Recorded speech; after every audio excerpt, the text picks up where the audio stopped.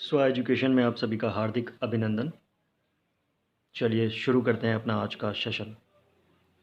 जैसा कि आप सभी को पता है, हम लोग सब्स्टिट्यूशन मेथड पढ़ रहे हैं और इसमें एक्सरसाइज 3.3 कर रहे हैं।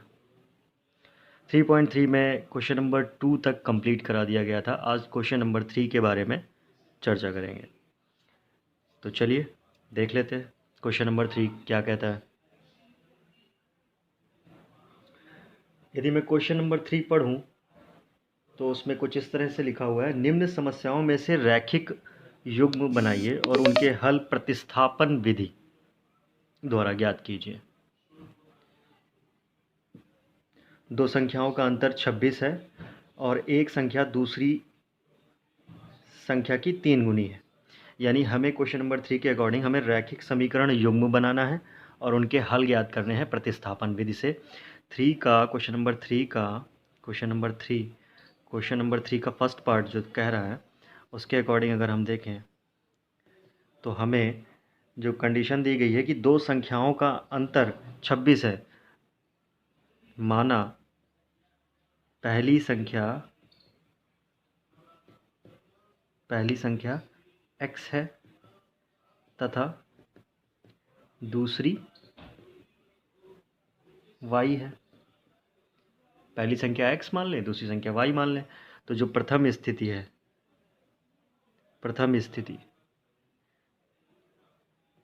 स्थिति उसके हिसाब से क्या हो जाएगा कि दोनों संख्याओं का जो अंतर है वो 26 है। यानी अगर हम x में से y घटाएं तो वो 26 आ रहा है। तो ये बन जाएगी समीकरण 1। फिर कह रहा है एक संख्या दूसरी संख्या की 3 गुनी है। एक संख्या मान लिया x, पहली संख्या दूसरी संख्या की 3 गुनी है। ये बन जाएगी इक्वेशन 2। ठीक है, अब आप क्या करो, x का यह मान उठा करके समीकरण 1 में रख दो। आप लिख दो x का यह मान समीकरण 1 में रखने पर, ठीक है, क्या हो जाएगा, x minus y is equal to 26 है। x minus y is equal to 26 है। x की वैल्यू आप 3y रख दो यहाँ पे।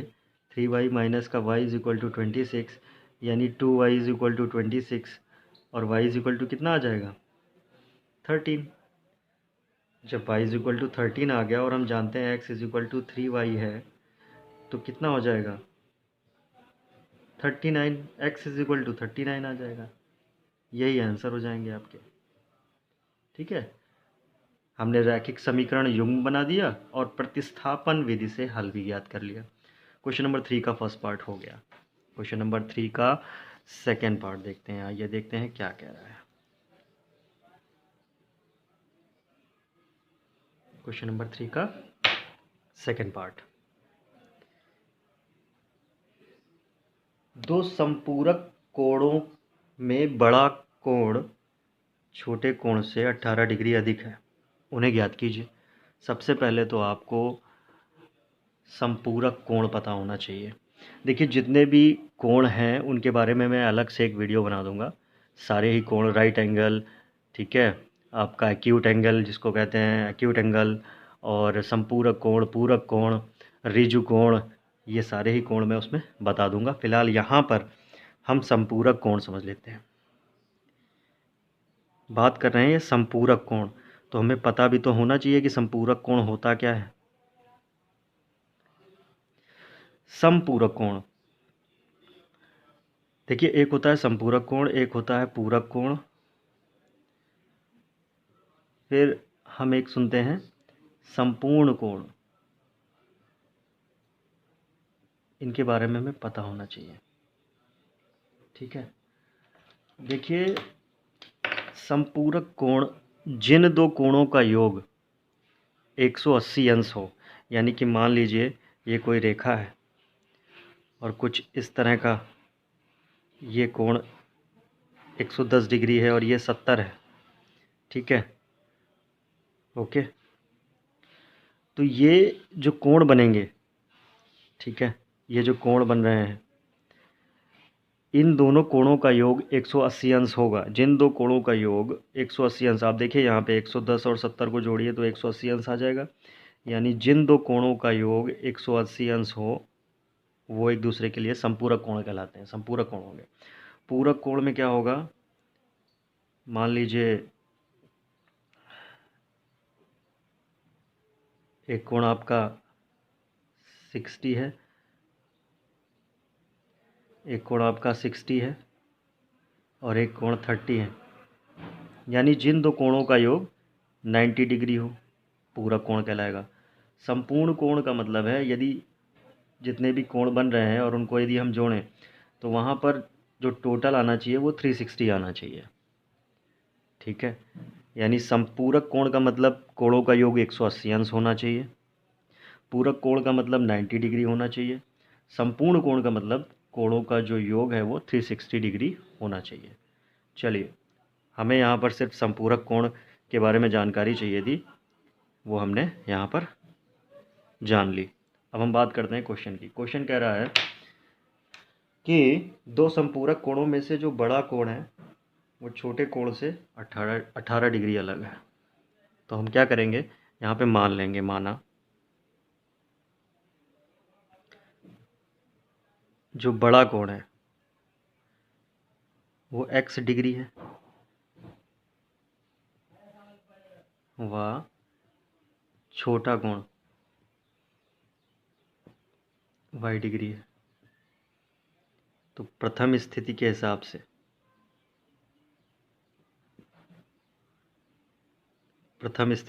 से क्या होगा कि बड़ा कोण छोटे कोण से 18 अधिक है। यानी बड़ा कोण छोटे कोण से 18 अधिक है। ठीक है, ये बन जाएगी कंडीशन। y इधर ले आओ, माइनस का हो जाएगा, ये हो जाएगा 18।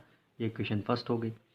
फिर इसी में कह रहा है उन्हें ज्ञात करना है। अब हमने आपको बताया कि संपूरक कोण क्या होता है। संपूरक कोण होगा, यदि संपूरक कोण की बात होगी तो हमें पता है यदि हम कोणों को जोड़ें तो मान हमारा 180 अंश आना चाहिए। ठीक है, तो अब हम क्या करेंगे, आप समीकरण 1 से x की वैल्यू निकालें और यहाँ रख दें। ठीक है, तो यहाँ पे लिख दीजिएगा समीकरण 1 से x का मान निकालकर समीकरण 2 में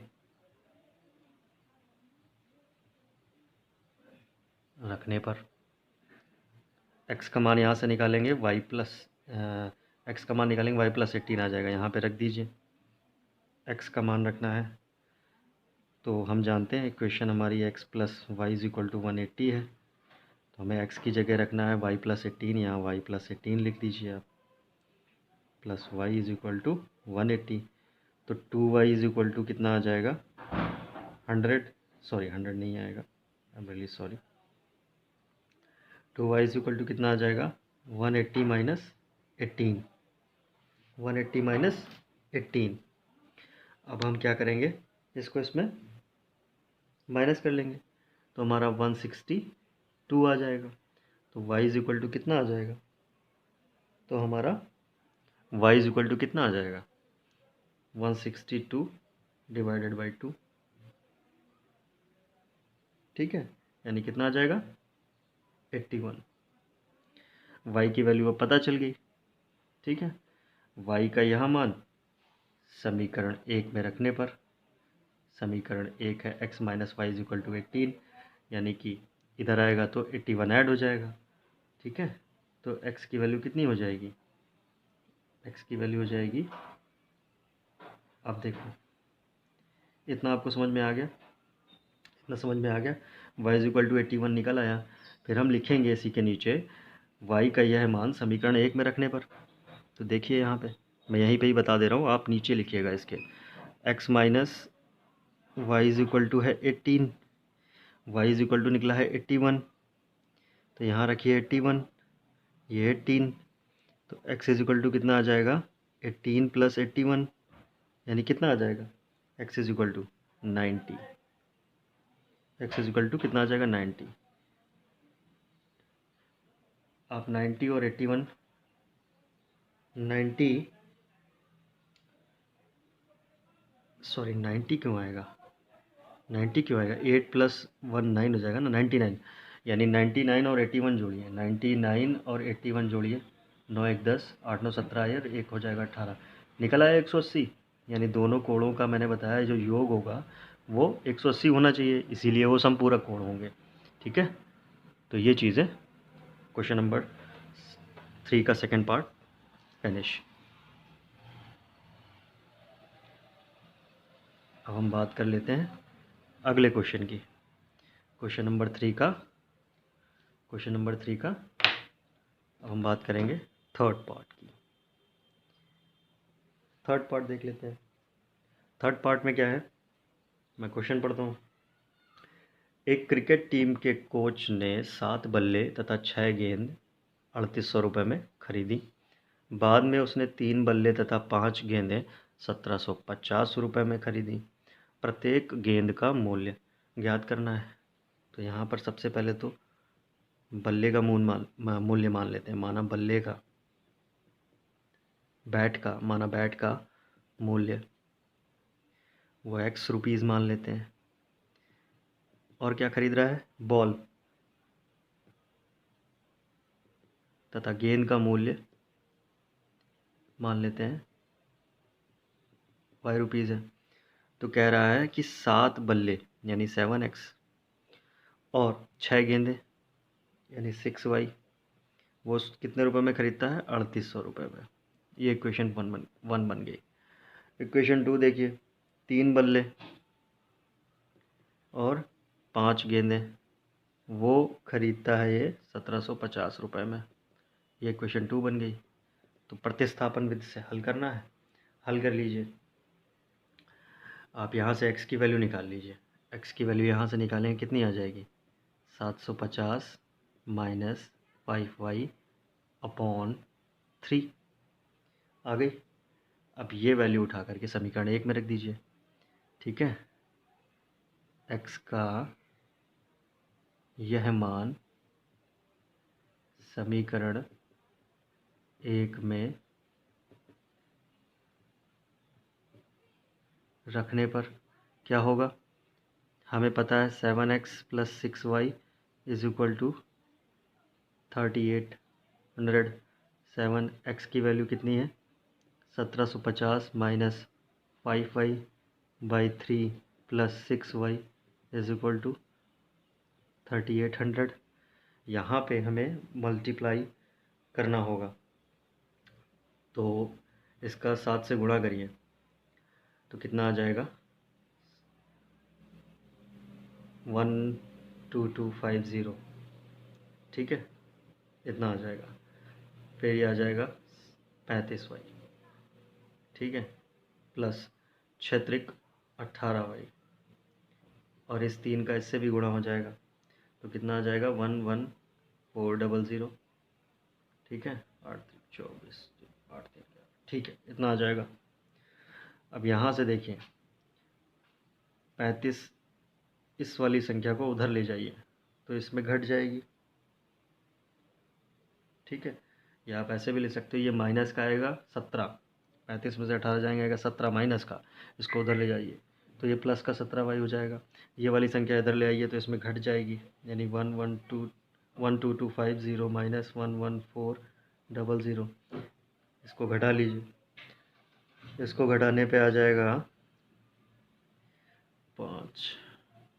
850 आ जाएगा। ये है 17y। तो यहाँ से हम क्या करेंगे, y की वैल्यू निकाल लेंगे। तो y इज इक्वल टू कितना आ जाएगा, 17 इधर आ जाएगा डिवाइड में। ठीक है, 17 से इसको काट दीजिए, कितनी बार में जाएगा ये,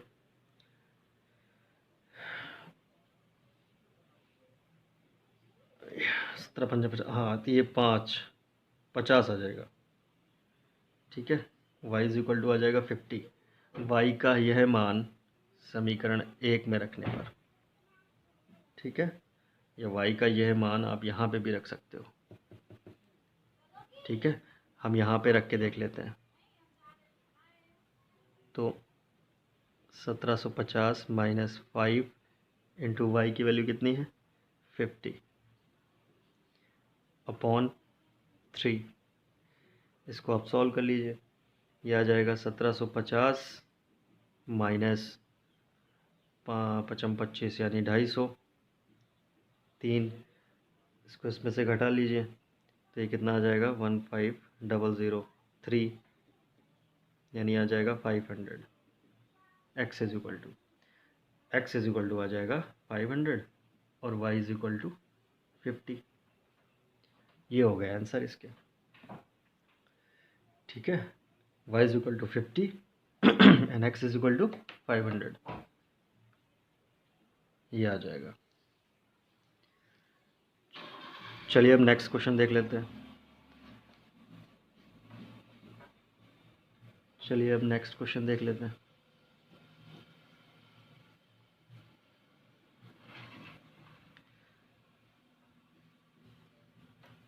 नेक्स्ट क्वेश्चन क्या है 3 का पार्ट 4। एक नगर में टैक्सी के भाड़े में एक नियत भाड़े के अतिरिक्त चली गई दूरी पर भाड़ा सम्मिलित किया जाता है। 10 किलोमीटर दूरी के लिए 105 रुपये है, 15 किलोमीटर के लिए भाड़ा 155 रुपये है। नियत भाड़ा तथा प्रति किलोमीटर भाड़ा ज्ञात कीजिए और एक व्यक्ति को 25 किलोमीटर यात्रा करने के लिए कितना भाड़ा देना होगा। क्वेश्चन थोड़ा सा लैंग्वेज में टफ कर दिया गया है, इजी क्वेश्चन है, कठिन नहीं है बिल्कुल भी। आपको नियत भाड़ा मानना होगा, इसमें माना जो फिक्स्ड प्राइस है उसका माना नियत भाड़ा वो आप मान लो x रुपये है, तथा आप मान लो कि प्रत्येक अतिरिक्त प्रति किलोमीटर के लिए जो भाड़ा है वो y रुपीज़ है। ठीक है, आप लिख दो यहाँ पे तथा प्रति किलोमीटर अतिरिक्त भाड़ा y रुपीज़ है। तो पहली कंडीशन क्या है कि 10 किलोमीटर दूरी के लिए 105 रुपये।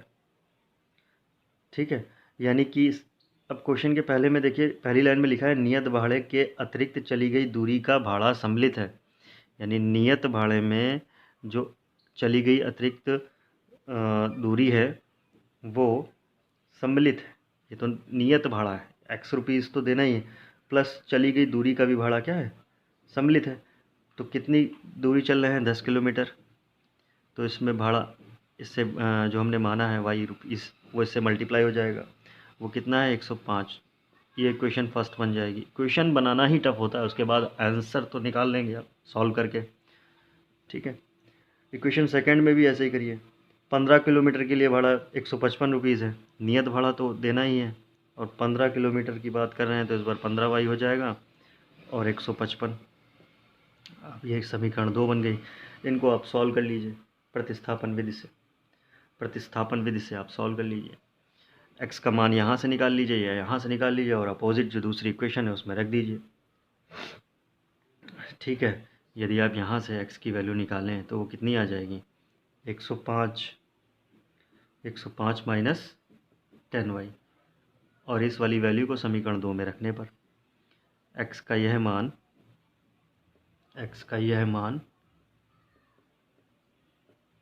समीकरण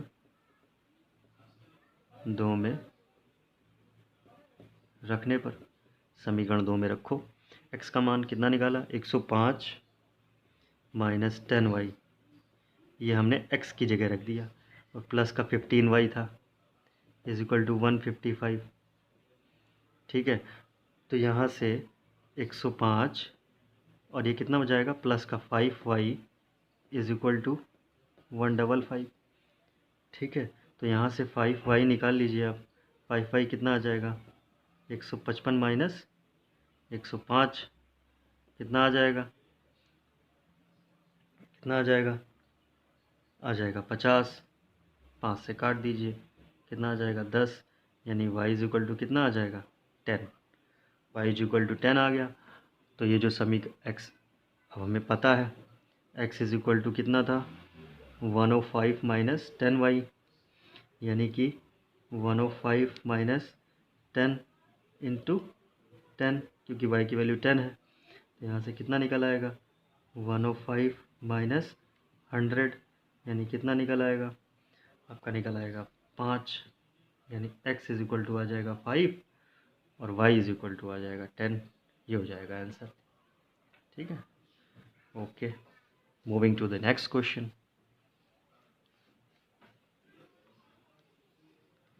क्वेश्चन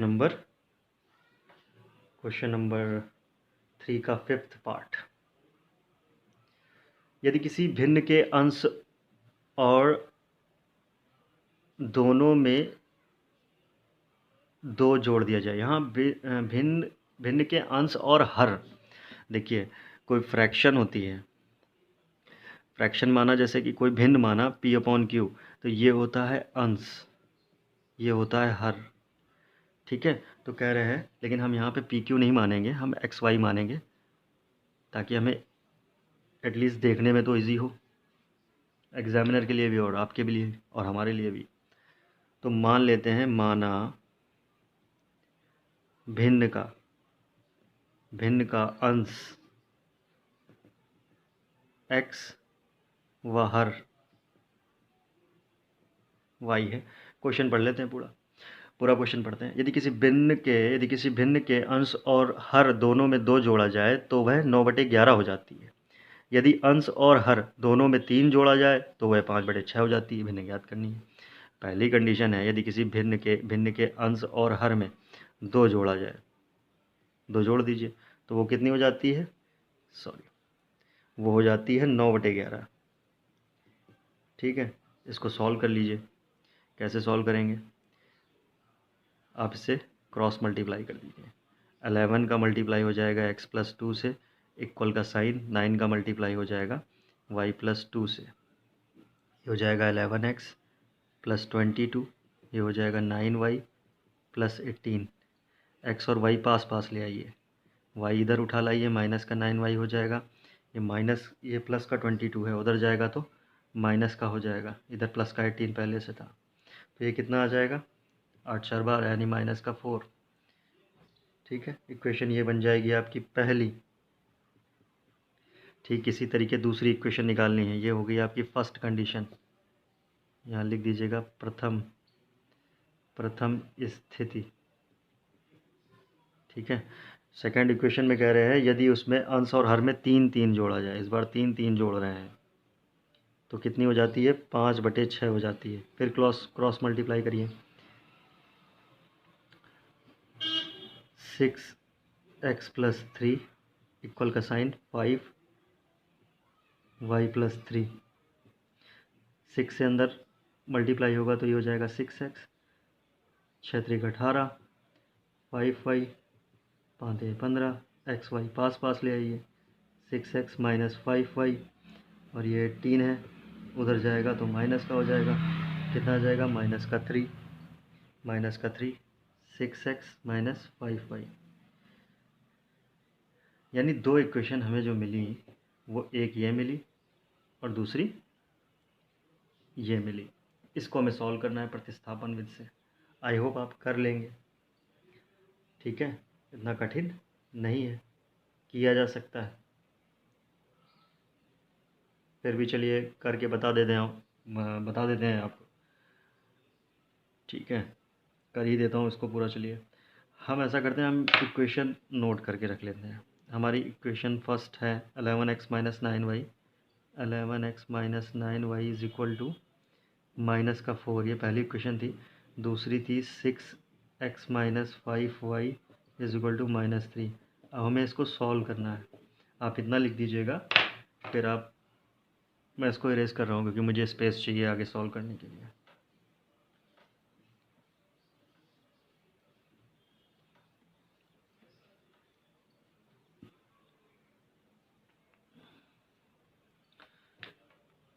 देखिए 11x - 9y is equal to -4, ये इक्वेशन फर्स्ट है। दूसरी इक्वेशन है 6x माइनस का 5y is equal to minus का 3।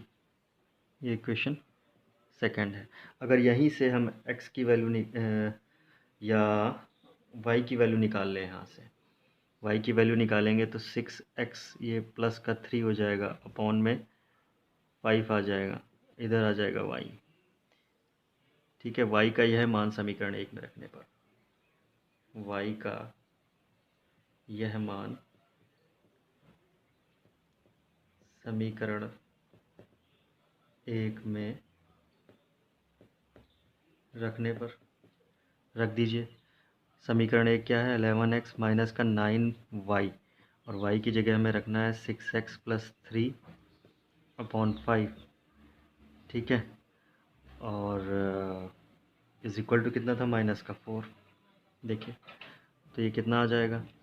11x। ठीक है, ये कितना हो जाएगा? 9 6 जा 54x माइनस का 27, और ये जो 5 है ये उधर मल्टीप्लाई भी होगा। जब उधर मल्टीप्लाई आप करोगे तो इधर भी आपको करना पड़ेगा, ये हो जाएगा 55 55, इधर हो जाएगा माइनस का 20। यहाँ से हम x की वैल्यू निकाल लेते हैं। 55 में से 54 यानी कितना बचेगा? x बचेगा केवल, माइनस का 27 इज इक्वल टू माइनस का 20। तो x इज इक्वल टू कितना आ जाएगा? 27 माइनस 20 यानी कितना आ जाएगा? 7। x की वैल्यू 7 आ गई। x की वैल्यू जो आई है वो यहाँ रख दीजिए। 6 into 7 plus 3 upon 5 is equal to y। तो y इज इक्वल टू कितना आ जाएगा? 6 7 42, 42 3 45, कितना आ जाएगा? 9। y इज इक्वल टू कितना आ जाएगा? 9। तो हमें क्या ज्ञात, अतः हमें हमें ज्ञात क्या करना था? हमें भिन्न ज्ञात करना था। अतः भिन्न, भिन्न क्या होती है? अंश बटे हर। ठीक है, अंश कितना होगा? अंश माना था x जो कि था 7, और हर कितना निकला है? जो कि y माना था जो कि 9 है। तो ये हो जाएगा आंसर, ये हो जाएगा आपका आंसर। ये हो गया क्वेश्चन नंबर 3 का 5th part complete. Question number 6 देख लेते हैं, 6th पार्ट देख लेते हैं। 6th पार्ट है, 5 वर्ष बाद जैकब की आयु उसके पुत्र की आयु से 3 गुनी हो जाएगी। यानी एक है जैकब और एक है उनका पुत्र। तो सबसे पहले तो इस क्वेश्चन में मान लो दोनों की आयु। माना जैकब की आयु नहीं मानते हैं, वर्तमान आयु मानते हैं। जैकब की वर्तमान आयु x वर्ष और पुत्र की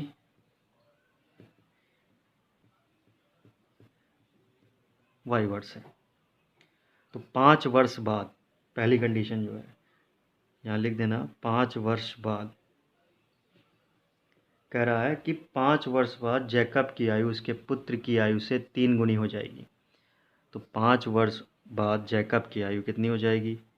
x प्लस 5, और पुत्र की आयु 5 वर्ष बाद कितनी हो जाएगी? इसकी भी तो जुड़ेगी, प्लस 5 हो जाएगी। किसकी आयु 3 गुनी हो जाएगी? जैकब की। तो गुणा किस में करेंगे? पुत्र की में। ये हो जाएगा पहली इक्वेशन, यानी x plus 5 is equal to 3y plus 15, यानी x minus 3y is equal to 15 minus 5 यानी 10। ये इक्वेशन बन जाएगी आपकी फर्स्ट। फिर सेकंड कंडीशन क्या है? जबकि 5 वर्ष पूर्व, 5 वर्ष पूर्व निकाल लीजिए। 5 वर्ष पूर्व यानी आपकी क्या करेंगे? घटा देंगे। आपकी क्या करेंगे? घटा देंगे। 5 वर्ष पूर्व जैकब की आयु उसके पुत्र की आयु की 7 गुनी थी। आपकी क्या करना है? हमें 7 से मल्टीप्लाई करना है। तो x minus 5 is equal to 7y minus 35, यानी x minus 7y is equal to कितना आ जाएगा? माइनस का 30। ये इक्वेशन हो जाएगी सेकंड। फर्स्ट और सेकंड आप सॉल्व कर लीजिए प्रतिस्थापन विधि से और आंसर आ जाएगा। ठीक है, आप यहीं से x की वैल्यू निकाल लीजिए। 7y प्लस 7y -30, 7y -30 और ये वैल्यू उठा करके आप इस इक्वेशन में रख दीजिए, लिख दीजिए x का यह मान समीकरण 1 में रखने पर, तो रख दीजिए x का वैल्यू है 7y -30, समीकरण 1 ही है, मैं इसको इरेज कर रहा हूँ, रखिए। वैल्यू क्या निकली थी x की 7y -30, इसको उठा करके हमें यहाँ रखना है, x की जगह 7y -30 -3y = 10। 7y में से 3y चले जाएंगे तो कितना बच जाएगा 4y, ये 30 प्लस का इधर जुड़ जाएगा तो ये हो जाएगा 40, तो y = कितना आ जाएगा 10। y का वैल्यू यहाँ रख दीजिए, क्योंकि x था आपका 7y -30, तो 7 × 10 - 30 यानी कितना आ जाएगा, ये हो जाएगा 70, 70 - 30 = 40, यानी y कितना आ जाएगा 10, जो कि पुत्र की आयु हो गई। ये क्या हो जाएगी पुत्र की आयु, अतः पुत्र की आयु जो कि y थी 10 वर्ष आ जाएगी, और जैकब की आयु जो कि x वर्ष मानी थी वो आ जाएगी 40 वर्ष। ठीक है, ये हो गया answer. This was the last question of this exercise. तो यहाँ पर एक्सरसाइज 3.3 आपकी पूरी कंप्लीट हो गई है। अब जो नेक्स्ट एक्सरसाइज करेंगे वो 3.4 करेंगे, जो कि हमारे नेक्स्ट वीडियो लेक्चर में आपको उपलब्ध करा दिया जाएगा। आप सभी लोगों से रिक्वेस्ट है, हमारे स्वांगी स्व एजुकेशन चैनल को लाइक करें, शेयर करें और सब्सक्राइब करें, ताकि ये हमारे हाई स्कूल यूपी बोर्ड के जो स्टूडेंट्स हैं उन तक ये पहुँचे और वो अपनी तैयारी और अपने अंकों को सुनिश्चित कर सकें। ठीक है, आप यूट्यूब पर जाएंगे और वहाँ पर सिर्फ इतना आपको टाइप करना है, स्वांगी स्व एजुकेशन, वहाँ पर हमारा चैनल आ जाएगा। आप उसको लाइक करें, शेयर करें और सब्सक्राइब करें। So this is Swangi signing of.